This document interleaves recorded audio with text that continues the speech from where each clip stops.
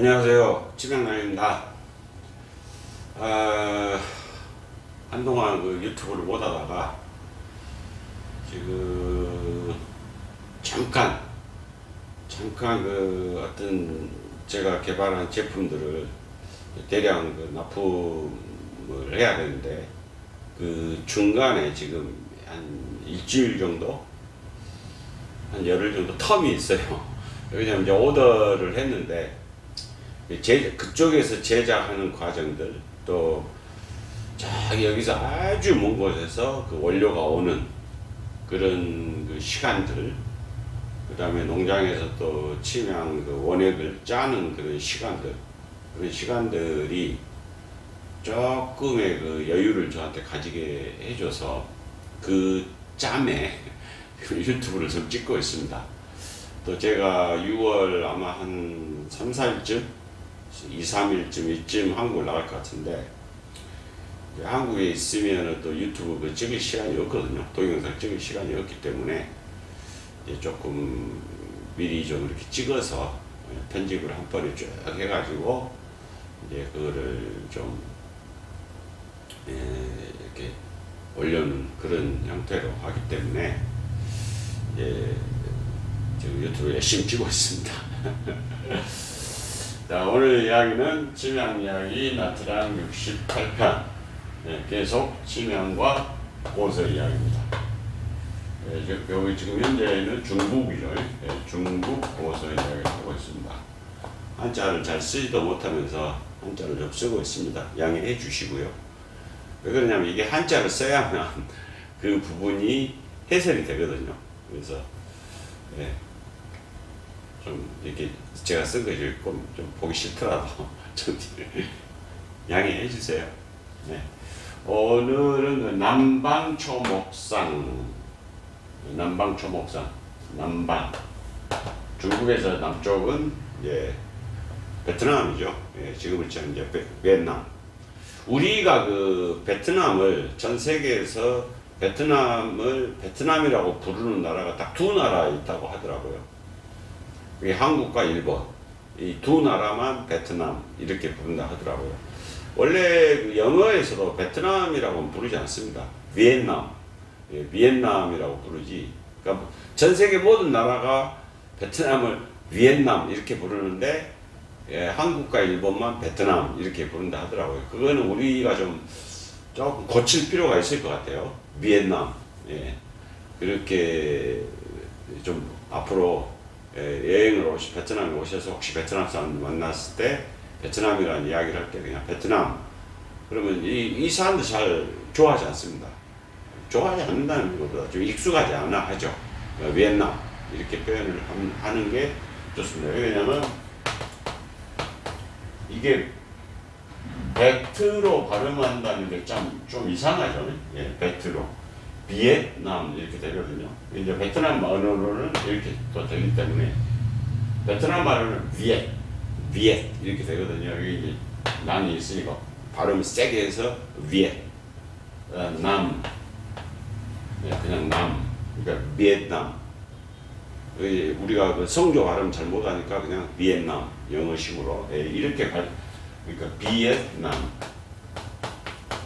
이렇게 발음을 하시면 더 좋습니다. 더 친근감을 느끼겠죠. 베트남 사람들이 자기 나라 이름을 제대로 불러주니까. 오늘은 이제 남방 초목상, 남방, 여기서 말하는 남방은 이 베트남 아래쪽, 베트남을 포함한 그 아래, 초목산, 풀과 나무의 형태. 이건 식물학 저서인데 진해함이라는 사람이 지었어요. 무지하게 오래됐습니다, 이게. 책이 304년입니다. 엄청나게 오래된 책이죠. 근데 이게 현재는 전해지고 있는 책은 아니다고 합니다. 그 책 자체가 실제 존재하는 건 아니고, 이제 그 후손들이 지은 의서나 이제 초목, 이런 그 식물 도감 뭐 이런 데에 이 사람의 이름과 이 책의 이름이 나오는 거죠. 그러니까 후손들이 과거에 이런 내용들이 있었구나. 그것을 계속 이렇게 전달해서 내려오는 상태지 실물 책은 존재하지 않는다고 합니다. 그래서 여기 이제 춘추 전국 시대의 진나라. 그러니까 우리가 말하는 그 진시황, 진나라에서 이제 처음으로 황제라는 우리가 진시황 이거보다는 그것도 발음은 진시황 이렇게 해주는 게 맞죠. 약간 띄워주는 게 맞습니다. 처음으로 황제라는 호칭을 쓴 데가 이제 진나라의 시황이 이제 처음으로 했다는 뜻이니까 황제라는 걸 처음 했다는 뜻이니까 그 진나라는 아니고 춘추 전국 시대에 있었던 진나라. 네, 그 나라에서 그때 지었던 책입니다. 벌써 그때 침양 이야기가 나왔으니까 참 대단한 거죠. 이 침양의 역사가. 그래서 침양의 역사를 뭐 수천 년 이렇게 보고 있는 거죠. 거기에도 이제 침양의 종류에서 나오는데 여기에서 또 한 가지 재밌는 부분이 이 밀향이라고 이게 제일 아침에 제일 먼저 나와요. 밀향. 그 다음에 침향이 있어요. 이걸 어떻게 볼 것인가? 그럼 밀향은 이제 남월지라는 책에서도 베트남 교지 왕국에는 밀향수가 있다. 밀향나무가 있다. 이렇게 표현을 했단 말이죠. 근데 여기에서도 밀향이 따로 있어요. 이렇게. 그 다음에 또 침향이 있고. 근데 이 향과 이 향은 다른 것인가? 이건 같은 향입니다. 같은 향이라고 확실하죠. 그런데 표현을 이렇게 해놨어요. 밀향과 침향 이렇게 구분을 해서 이렇게 해놨습니다. 그 다음에 자주 등장하죠. 개골향, 잔향, 청계향, 마제향. 여기 이제 처음 나옵니다. 개설향. 밖에자에다가 혀설자를 써서 개설향. 그러니까 요게 하나, 둘, 셋, 넷, 다섯, 여섯, 일곱. 요거는 전부 한 나무에서 나온다. 한 나무 안에 이렇게 표현을 한다 이 말이죠. 여기에서 향이 물론 다를 수도 있어요. 향이 조금씩 다를 수도 있고 모양이 이렇게 다 틀리다는 거죠. 모양이 이렇게 다 틀리는데 이 전체가 뭐죠? 이 전체가 침향이죠. 침향을 단순히 이렇게 구분을 해놨을 뿐입니다. 요 향은 저기고 저기고 그게 아니죠. 여기 보면 이제 잔향. 잔향은 뭐죠? 50대 50. 개골향 뭐죠? 네, 이것도 50대 50. 침향은 100% 잠기는 거. 이렇게 나왔죠. 마제향은 한 10%만 잠기는 거. 이게 마제향은 뭐죠? 황숙향. 마제향 공부하셨잖아요. 지금 황숙향. 어느 부분이죠? 뿌리 부분. 침향나무의 뿌리 부분에 말발굽 모양을 한 것을 마제향이라고 부르는데 이거는 물에 거의 뜨다시피 한다. 이것을 뭐라고 부른다고요? 황숙향. 황숙향이라고 부르고 또는 개향. 예, 이렇게 부른다 이거죠. 예, 청계향도 뭐죠? 익지 않은 것. 예, 익지 않은 것. 그리고 이것도 청계향이고 거의 이 황숙향이나 개향에 속하는 거죠. 그러니까 지금 밀향은 정확히 구분이 안 되어 있지만 침향 앞에 있는 거 보면 이 두 가지는 거의 100% 잠기는 거. 그 다음에 여기 개골향, 잔향, 이 두 개는 50대 50 잠기는 거. 그 다음에 청계향, 마제향, 개설향. 요거는 물에 둥둥 뜨는 거. 그래서 요거는 잔향에 들어가고, 요건 침향에 들어가고, 요거는 황숙향 및 개향에 들어간다. 요거는 한 나무에서 반드시 나온다. 이렇게 이제 해설을 할 수 있겠죠. 단지 모양에 따라서 그렇게 한 거다. 여기 똑같은 말이 나와요. 이 앞전 시간과 똑같은 말이. 교지국. 여기 이제 나라 국자를 붙였어요. 교지국에는 밀향수가 있는데, 여기 좀 밀향수가 있는데, 줄기는 거리와 비슷하다. 거리가 무슨 버드나무 속에 속하는 그런 나무입니다. 제가 유튜브에서, 인터넷 찾아서 사진을 올려드리도록 하겠습니다. 비슷하고, 꽃은 희다. 꽃이 희고 무성하다. 모든 고서에 침향나무 잎을 표현해 놓은 게 뭐냐면 전부 귤나무라고 표현을 해놔요. 귤나무 잎과 상당히 유사합니다. 귤나무 잎과 그 모양 자체가. 그 다음에 이제 이렇게 보면은 볼품이 없죠. 나무의 형태는 그냥 산에 가면 흔히 있는 듯한 아주 뭐 이쁘지도 않고, 이쁘다는 건 진짜 볼품 없어요. 나무 아무 볼품이 없는 그냥 흔한 나무같이 그렇게 생겼어요. 네, 그런 나무 그렇게 생겼어요. 그 다음에 향을 얻으려고 베는데, 여러 해를 거치면 뿌리, 줄기, 가지, 아디가 색이 다르다. 요거 그 나무월지라는 책하고 거의 내용이 비슷한데, 여기 이제 한 가지 추가된 게 색이죠. 색인데, 색이 왜 다르냐? 제가 이제 분석을 해보니까 수지 함유량에 따라 색이 달라집니다. 수지가 많이 있는 부분은, 많이 맺혀 있는 곳은 색깔이 검고, 수지가 좀 이제 절반 정도만 맺힌 데에는 누리끼리 하고, 수지가 좀 한 10% 정도만 쓰면 거의 백색에 가깝습니다. 흰색에. 예, 그렇게 해서 색이 다르다. 이렇게 표현을 했습니다. 그 다음에 요것도 또 나물자하고 똑같은 말이 나와요. 목심과 나무의 중앙이죠. 목심과 마디가 견고하고 딱딱하고 검은색을 띠는 것이 치명이다.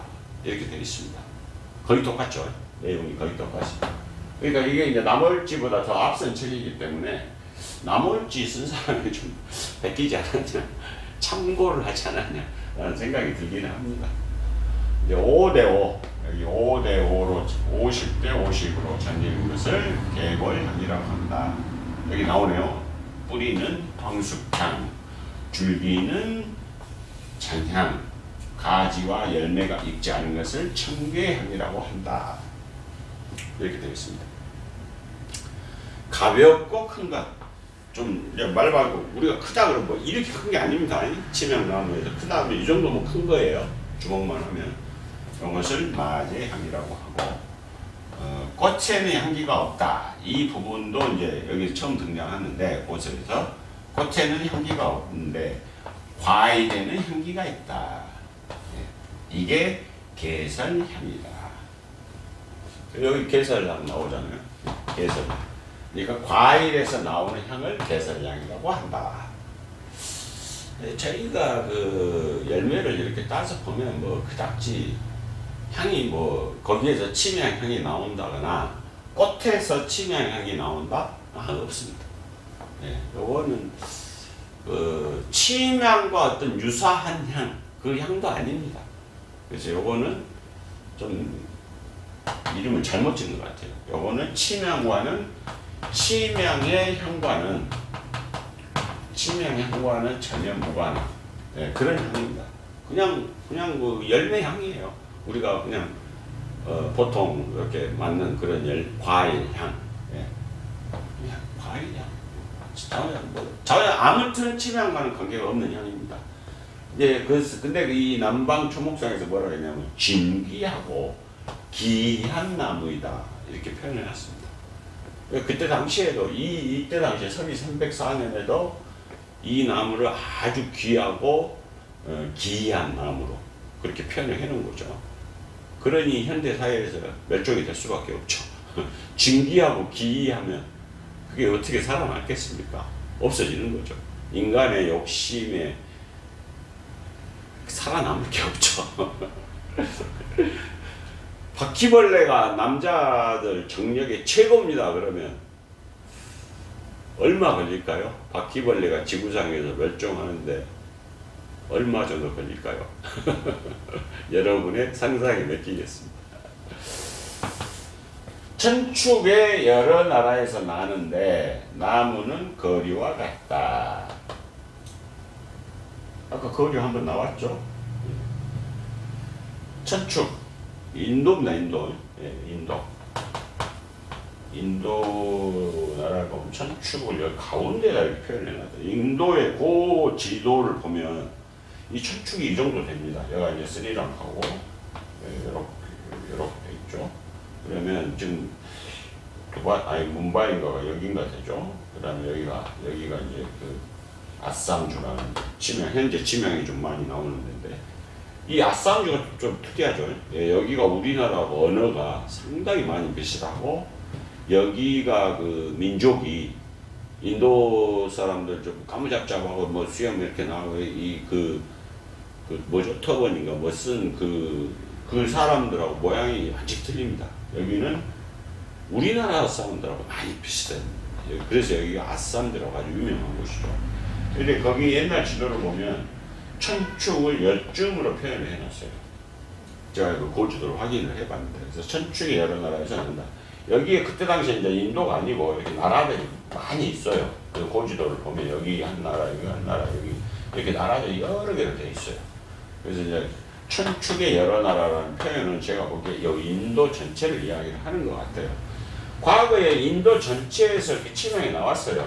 그 다음에 이쪽 그 중동 쪽, 이쪽에도 치명 나무가 있었습니다. 여기 없어져 버렸어요. 다 멸종이 돼버린 거죠. 그 다음에 사막화 되면서 아마 제가 보기에 좀 없어진 것 같아요.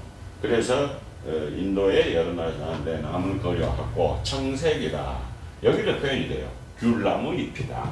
잎이 귤나무 잎과 똑같이 생겼다. 여기서 말하는 청색은 우리가 생각하는 그런 파란색은 아닙니다.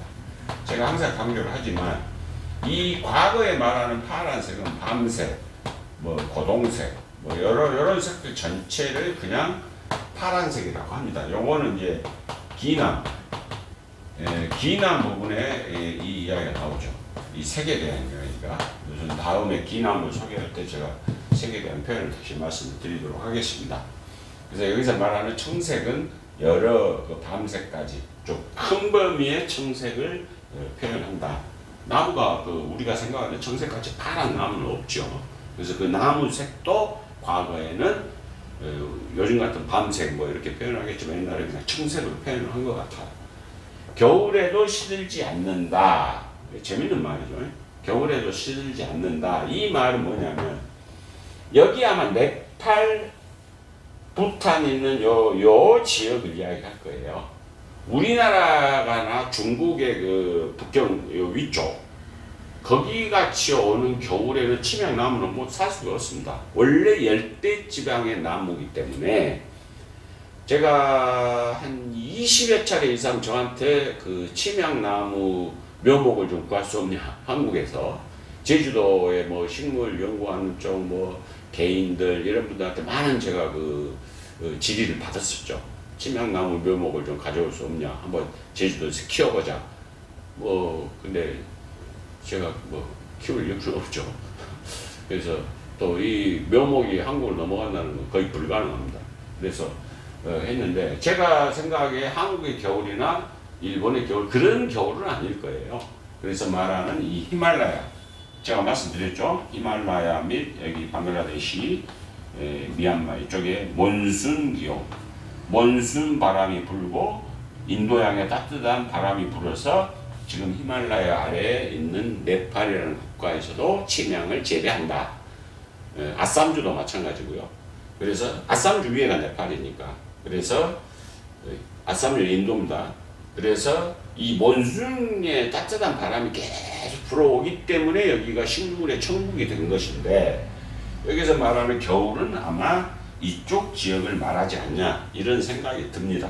그 다음에 이제 하노이 베트남 북부 하노이 위쪽에도 눈도 옵니다. 그리고 베트남의 제일 높은 산이 판시판 거기가 3143m예요. 엄청 춥습니다. 그 겨울에 올라가면 어마어마하게 춥습니다. 근데 이제 그런데도 열대 지방에서 다가오는 추위와 우리나라에서 다가오는 추위하고는 차원이 틀리죠. 차원이 틀리기 때문에 겨울에도 시들지 않는다는 표현은 이쪽만 해당이 됩니다. 꽃은 희고 둥글다. 이게 꽃이 여기에 지금 흰색으로만 나오잖아요. 꽃이 노란색도 있습니다. 꽃이 최근에 이제 현대사에서는 꽃을 치명의 꽃을 두 가지로 구분을 합니다. 흰색과 노란색이 있다. 그래서 뭐 노란색 꽃이 피는 건 아킬라리아 무슨 종이고 흰색 꽃이 피는 것은 아킬라리아 무슨 종이다 이렇게 구분을 합니다. 그래서 이제 꽃은 두 가지가 있다. 색이 열매는 빛남과 같다. 자주색이며 맛이 시다. 뭐 오디 OD하고도 좀 표현을 한다. 그 정도 사이즈 됩니다. 열매가 OD. 우리가 알아먹기 쉽게 OD 정도. 그럼 빛낭은 뭐냐? 아마 요즘에는 이제 없어졌는데 과거에 미얀마나 인도네시아 이쪽에 가면 그 빨간 열매를 이렇게 쪼개가지고 씹어요, 입에다가. 제가 미얀마를 한 20여 년 전에 한번 가봤는데, 이제 최초로 갔을 때 도로가 다 빨개요. 이게 뭐지? 그랬더니 입에다가 이걸 씹고 침을 계속 뱉는 거예요. 그러면 이제 길거리 보면 이걸 파는 데가 엄청 많습니다. 엄청 많아요, 저기. 갖고 잎에다가, 남은 잎에다 이걸 넣어서 이렇게 딱 오므려서 저 어금니 쪽에 싹 넣어서 여기 씹으면서 계속 침을 뱉는 거예요.